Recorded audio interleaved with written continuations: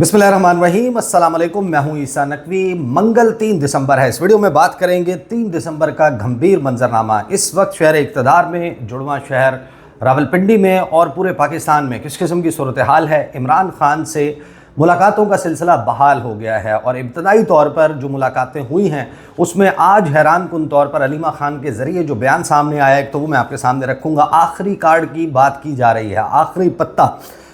ये मुमकिन तौर पर क्या हो सकता है, इससे क्या मुराद है और पाकिस्तान तहरीक इंसाफ किस किस्म की मुश्किलात से अब दो चार हो चुकी है। आपको याद होगा कि 26 नवंबर को जो मैंने वीडियो की उस वक्त तक सूरत हाल ज़ाहिर है कि जो डी चौक पे हुआ वो अनफोल्ड नहीं हुआ था, लेकिन मैंने उसमें ये बताया था कि इस तमाम सूरत हाल के नतीजे में 2-3 महीने का एक बड़ा पॉज पाकिस्तान तहरीक इंसाफ की एक्टिविटीज़ में आ सकता है और लगता ये है कि अब मामला उसी तरफ जा चुका है। लेकिन इमरान खान जिस आखिरी कार्ड की बात कर रहे हैं तो उसके ऊपर बात करेंगे। और फिर हैरान कुन तौर पर अब से थोड़ी देर पहले मेरे प्रोग्राम में न्यूज़ 1 पर डिबेट विद ईसा नकवी, उसमें चेयरमैन सुन्नी इत्तेहाद कौंसिल साहबजादा हामिद रज़ा मौजूद थे।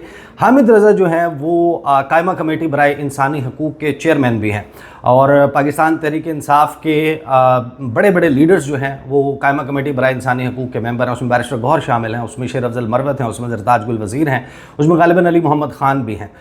उसके हवाले से जो दावा किया वो बहुत ही हैरान कुन है और शायद इसकी माजी में मिसाल नहीं मिलती। उन्होंने जो कुछ बताया कि गुज़श्ता 4 दिन से कायमा कमेटी बराए इंसानी हकूक़ के हवाले से क्या हो रहा है, वो जो दावा है वो बड़े ढके छुपे अंदाज में किया गया। उसमें उनकी गुफ्तगू में गुरेज नज़र आता था। मैंने अमूमन देखा है कि हामिद रज़ा साहब जो हैं वो बड़ा खुल कर बात कर देते हैं, लेकिन जिस पैराए में वो बात कर रहे थे और जिस खदशे का उन्होंने इस तमाम मामले में इजहार किया वो हैरान कुन है। शायद इससे पहले इसकी मिसाल नहीं मिलती। कौमी असम्बली के कायमा कमेटी बराए इंसानी हकूक़ का जो स्टाफ है वो किस सूरत हाल से दो चार है। लेकिन आगाज़ में मैं आपको 2-3 चीज़ें बता दूँ। एक तो अता तारड़ साहब और हुकूमत की गुफ्तगू है। हुकूमत की गुफ्तगू है कि कुछ हुआ ही नहीं सिरे से। वो ये कहते हैं कि PTI नौसरबाजों की जमात है और इसने फेक वीडियोस फैलाई। दूसरी तरफ हमारे सामने पॉइंट ऑफ व्यू है राना सनाउल्लाह समेत कुछ पाकिस्तान मुस्लिम लीग नवाज़ के लोग जो हैं वो दरमियान की बात कर रहे हैं। वो ये कह रहे हैं कि ऑल टुगेदर ये कहना कि कुछ नहीं हुआ, ज़ाहिर है कि वो दबे छुपे ढके छुपे अंदाज में तस्दीक भी करते हुए नज़र आ रहे हैं। लेकिन हैरान कुन तौर पर 34 सेकंड की एक वायरल वीडियो आपकी नज़र से गुजरी होगी जिसमें राना सनाउल्लाह साहब ने ये बताया कि उनकी हुकूमत जो है वो इदारों के मातहत है। बात वो ऐसी कर रहे हैं जो गालिबन 75-76 साल से पाकिस्तान में सबको मालूम है। ये अनस्पोकन जो है वो रियलिटी है जिसके ऊपर बात नहीं की जाती। जब भी आप हुकूमत में होते हैं, पाकिस्तान तहरीक इंसाफ के वक्त में आपको याद होगा 1 पेज की बात होती थी और सिर्फ यही बात होती थी कि सब कुछ जो है वो हुकूमत कर रही है, डिफेंड भी किया जाता था और बाद में पाकिस्तान तहरीक इंसाफ की तरफ से राना सनाउल्लाह के ख़िलाफ़ मुकदमा हो, दीगर मामलात हो, उनसे ख़ुद को डिटैच कर लिया गया और ये कहा गया कि नहीं ये तो जनाब हम नहीं कर रहे थे, ये तो फ़लाँ कर रहा था। साथ में फिर एक कानून की बात हो रही है कि फ़ेक न्यूज़ पर 5 साल कैद या 10 लाख जुर्माना, साइबर क्राइम तरमीमी बिल जो है वो तैयार किया जा रहा है। अब इसकी डिटेल्स क्या हैं। हुकूमत ने साइबर क्राइम तरमीमी बिल का इब्तदाई मुसवदा तैयार कर लिया जिसके तहत फ़ेक न्यूज़ देने वाले को 5 साल कैद या 10 लाख रुपए जुर्माने की सज़ा होगी। ज़राए के मुताबिक हुकूमत ने साइबर क्राइम तरमीमी बिल का इब्तदाई मुसवदा तैयार कर लिया है जिसके तहत डिजिटल राइट्स प्रोटेक्शन अथॉरिटी कायम की जाएगी। डिजिटल राइट्स प्रोटेक्शन अथॉरिटी को सोशल मीडिया से मवाद ब्लॉक करने या हटाने का इख्तियार होगा और अथॉरिटी कानून नाफिज करने वाले इदारों या किसी शख्स के ख़िलाफ़ मवाद हटाने के अहकामात जारी कर सकती है, जबकि कानून नाफिज करने वालों समेत दीगर इदारों या किसी शख्स के ख़िलाफ़ ख़बर देने और दहशत फैलाने वाला मवाद हटा दिया जाएगा। अथॉरिटी के पास रियासत और रियासती इदारों के ख़िलाफ़ नफ़रत फैलाने से मुतल्लिक मवाद को हटाने का भी इख्तियार हासिल होगा। तरमीमी बिल के तहत किसी शख्स को डराने, झूठा इल्ज़ाम लगाने और पोर्नोग्राफी से मुतल्लिक मवाद को भी हटाया जा सकेगा, जबकि जानबूझकर झूठी मालूमात फैलाने, खौफ व हरास और बदगुमानी पैदा करने वालों को 5 साल कैद या 10 लाख रुपए जुर्माना होगा। हुकाम के मुताबिक अथॉरिटी का एक चेयरमैन और 6 अरकान होंगे, जबकि अथॉरिटी के फैसले के ख़िलाफ़ ट्रिब्यूनल से रुजू किया जा सकेगा। अच्छा, अब ये जाहिर है कि ये एक वक्त की ज़रूरत है। ऐसा बिल्कुल इस बात से इनकार नहीं किया जा सकता कि फ़ेक न्यूज़ होती है, लेकिन क्या इस वक्त पाकिस्तान में फ़ेक न्यूज़ के ख़िलाफ़ कोई कानून मौजूद नहीं है, कानून मौजूद है। असल मसला ये है कि जो कानून मौजूद है उस पर भी अमल दरामद नहीं होता। अगर मतीउल्लाह जान से किसी का ये शिकवा है या किसी भी सहाफ़ी से ये शिकवा है कि इसने फेक न्यूज़ दी है, सवाल ये है कि जो अभी चलें 10 लाख जुर्माना नहीं होगा, 5 साल कैद नहीं होगी, 7 नहीं होगी, नरम सज़ाएं होंगी, 2 साल कैद होगी, 3 साल होगी, 1 साल होगी, जुर्माना जो है वो 10 की बजाय 1 लाख रुपया हो जाएगा या 20,000 या 10,000 रुपया हो जाएगा। असल मसला ये है कि जो कानून मौजूद है उसके मुताबिक FIR नहीं काटी जाती, इल्ज़ाम जो असल होता है उसको परसूद नहीं किया जाता। और अगर आपको इल्ज़ाम है किसी भी सहाफ़ी के ख़िलाफ़ कि इस शख्स ने फ़ेक न्यूज़ जो है वो फैलाई है और उसके ज़रिए एक बड़ा बिगाड़ पैदा किया है, तो जो मुकदमा है वो कर दिया जाता है कि इसने आइस बेची है, इसने मनशियात बेची हैं, इसने पुलिस वालों से असलहा छीना है, असलहा छीन के पुलिस वालों पर तान लिया, 3-4 पुलिस वालों को टेक ओवर कर लिया। ये असल सवाल ये है कि हुकूमत जो है वो अपना काम यानी कि इस भोंडे अंदाज में करती है कि हुकूमत के अपने लोग बैठकर फिर ऐसे FIRs का मजाक उड़ाते हैं। राना सनाउल्लाह ने इस FIR से डिटैच किया खुद को, ख्वाजा साद रफ़ीक ने किया, दीगर मुस्लिम लीग नवाज़ के लोग, अगरचे ऐसे लोग भी मौजूद हैं जो इसको जो है वो जस्टिफाई करते हुए नज़र आ रहे थे, लेकिन फिर ऐसे लोग भी मुस्लिम लीग नून में मौजूद थे जिन्होंने इन इल्ज़ामात को लग़्व, बेबुनियाद और प्रोपेगेंडे पर मबनी करार दिया। और ये भी एक तरह की फ़ेक न्यूज़ थी जो किसकी तरफ से फैलाई जा रही थी, हुकूमत की तरफ से फैलाई जा रही थी। अब आ जाते हैं इमरान खान के हवाले से, जो इमरान खान ने बात की, और फिर जो बल्कि कायमा कमेटी जो है बराए इंसानी हकूक़, उसके हवाले से पहले मैं आपको बता दूं, बड़ा इंपॉर्टेंट है। ये सवाल बहुत ज़्यादा हो रहा था कि इंसानी हकूक़ की कायमा कमेटी की जो सदारत है, जो प्रेसिडेंसी है, जो उसकी चेयरमैनशिप है, वो पाकिस्तान तहरीक इंसाफ के पास है। और जो कुछ हुआ 24 से 26 नवंबर के दौरान, उस मामले पर इंसानी हकूक़ की कायमा कमेटी का इजलास कब बुलाया जाएगा। एक तो आगाज़ में आपको मालूम है कि जैसे ही इसकी आफ्टर मैथ में इस्तीफ़ा सामने आ गया साहबजादा हामिद रज़ा का कि उन्होंने पॉलिटिकल कमेटी से, कोर कमेटी से और कौमी असम्बली की नशिस्त से मुस्ताफ़ी होने का ऐलान किया। वो मेरे साथ व्लॉग में ये जस्टिफाई कर चुके हैं, वो ये कह चुके हैं कि वो उन्होंने ट्रांसपेरेंसी को मद्देनज़र रखते हुए, क्योंकि इल्ज़ामात मौजूद हैं कि पंजाब के लोग नहीं निकले, उन्होंने कहा अगर मैं उस कमेटी में बैठूँगा जिसने इस तमाम मामले को, पंजाब की लीडरशिप के किरदार को देखना है, तो फिर मैं ख़ुद कैसे अपना एहतसाब कर सकता हूँ। अपना उन्होंने बताया कि वो क्या क्या कुछ कर रहे थे। उनके पास, वो कहते हैं कि वीडियो एविडेंस उस तमाम चीज़ का मौजूद है, लेकिन उसको ख़ुद बैठकर उसके ऊपर अपने ऊपर वो फैसला नहीं कर सकते। लेकिन अभी थोड़ी देर पहले उन्होंने प्रोग्राम में मुझे ये बताया, डिबेट विद ईसा नकवी में, उन्होंने मुझे बताया कि एक तो फैसल चौधरी साहब जो हैं, उनसे इमरान खान ने जो गुफ्तगू की है, उनके ज़रिए पैगाम पहुँचाया साहबजादा हामिद रज़ा तक कि आपका इस्तीफ़ा जो है वो कबूल नहीं किया जा रहा, आप बदस्तूर मेंबर कौमी असम्बली के तौर पर काम जारी रखें और अपने काम को जो है वो जो हक बनता है उस तरीके से जारी रखें। तो इस्तीफ़ा जो है वो एक्सेप्ट नहीं हुआ, तो इस्तीफ़ा तो वो नहीं दे रहे कौमी असम्बली की नशिस्त से।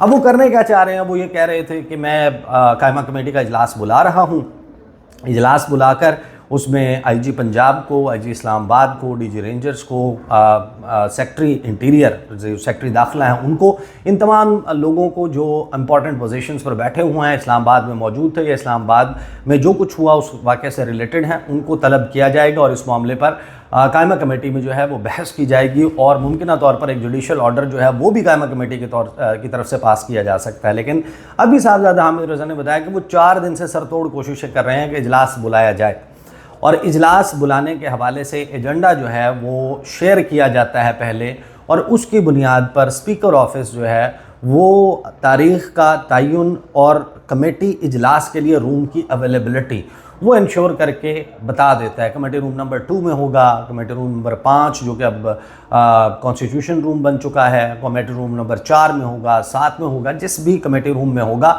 उसका बता दिया जाता है। एक तो ढके छुपे अंदाज में उन्होंने ये कहा कि जिस तरह शायद स्पीकर ऑफिस जो है वो कोऑपरेट नहीं कर रहा। उन्होंने उनके कहने का अगर आप वो जब क्लिप देखेंगे तो आपको अंदाज़ा हो जाएगा कि वो उन्हीं की बात कर रहे हैं स्पीकर ऑफिस की, कि उस तरीके से कोऑपरेट नहीं हो रहा। लेकिन फिर वो ये भी बता रहे हैं कि जो कायमा कमेटी बराए इंसानी हकूक़ के मुलाजमीन हैं, सेक्रेटेरिएट के मुलाजमीन, उनके साथ कोई जो है उनको हरास किया जा रहा है, उनके घर जो है वो घरों पर पुलिस गई है और उनको जो है हरासा किया जा रहा है। اب وہ اس معاملے سے ریلیٹڈ ہے کہ نہیں، بہرحال ایک بہت ہی حیران کن صورتحال ہے۔ قائمہ کمیٹیوں کے جو اجلاس ہوتے ہیں اس میں دباؤ تو ہوتا ہے۔ ایک بڑی مشہور زمانہ کچھ کمیٹیاں رہی ہیں اور رپورٹس رہی ہیں، LNG کے حوالے سے تھی جو پیپلز پارٹی دور میں، اس وقت ہمیں پتہ ہے کہ کیا کچھ ہوا۔ پھر استحقاق کمیٹی جو ہے اس میں معاملات ہوتے رہتے ہیں، ایک رائل پام کا معاملہ آیا تھا، اس میں بھی بڑا دباؤ اور سارا کچھ موجود تھا۔ لیکن ابھی جو ہو رہا ہے کہ کمیٹی کا اجلاس ہی سرے سے نہ ہو سکے، یہ تھوڑا سا ڈیفرنٹ ہے۔ اب عمران خان صاحب تک جو بات چیت چل رہی ہے، ملاقاتیں ہو رہی ہیں، تو علیمہ خان نے جو ہے حیران کن انکشاف کیا۔ انہوں نے یہ کہا کہ آخری پتہ باقی ہے، ابھی استعمال نہیں کروں گا۔ اب ممکنہ طور پر آخری کارڈ سے مراد ایک تو یہ ہو سکتی ہے کہ شاید پاکستان تحریک انصاف کے جو ورکرز، ووٹر، سپورٹرز ہیں، وہ بالکل ہی دل نہ چھوڑ جائیں کہ اب دا گیم از اوور، تو ان کا حوصلہ بڑھانے کے لیے یہ بات کی جا رہی ہو، کیونکہ آخری کال کا مطلب یہی تھا کہ اب بس یہ فائنل ہے، اس کے بعد جو ہے وہ ہمارے پولیٹیکل آبجیکٹیوز مل جائیں گے، وہ نہیں ملے، تو آخری کال کی بات کی جا رہی ہے۔ اب آخری کال کیا ہو سکتی ہے؟ 3-4 مہینے تک تو جو سردی ہے، جو اس وقت جو کچھ منظرنامہ کریٹ ہو گیا ہے، پاکستان تحریک انصاف کی جیل سے باہر موجود لیڈرشپ، ان کی بھی کیپیبلٹی اور ایبلٹی کا پتہ چل گیا ہے کہ تحریک انصاف کا اپنا جو کراؤڈ ہے وہ ان کی بات میں اور کنٹرول میں نہیں ہوتا۔ شاید صرف عمران خان ہی وہ شخص ہیں جو اپنے ورکر، ووٹر، سپورٹر کو ایک جملے سے جو ہے وہ کنٹرول کر سکتے ہیں، بتا سکتے ہیں، جو کہیں گے لوگ جو ہے وہ اس کے اوپر اعتبار بھی کریں گے، اس کے اکارڈنگلی ایکٹ بھی کریں گے۔ بشرا بی بی کے حوالے سے بڑی پازیٹیو گفتگو کی جو علیمہ خان صاحب ہیں۔ یہ ساری بات چل رہی تھی کہ بشرا بی بی اور ان کے درمیان اختلافات ہیں، اور اختلافات ہیں بھی، کچھ چیزیں ہیں ایسی جو میں شاید اگلے 1-2 دن تک آپ کے سامنے رکھوں گا۔